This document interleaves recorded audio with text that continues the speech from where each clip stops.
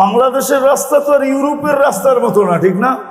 কি খালি মাওয়ার দিকে গেলে একটু 4 লাইন, চিটাগাংয়ের দিকে গেলে 4 লাইন, টাঙ্গাইলের শুধু এলেঙ্গা পর্যন্ত 4 লাইন, সিলেটের দিকে তো 4 লাইন না, ঠিক না? আরো তো শাখা রাস্তা আছে, ঠিক না? চালাইতেছে কেমনে? আমি নিজে নিজে মাঝে মাঝে ভাবি যে আমাকে চালাইতে দিলে এত বড় কলজা আমার নাই, আমি তো হয়তো গাড়িও খাইতাম, আমারও খাইতাম। কিন্তু এ তো ঠিকই চালায় নিয়ে আমাকে গন্তব্যে নিয়ে যাইতেছে, আবার গন্তব্যের থেকে নিয়ে আসতেছে।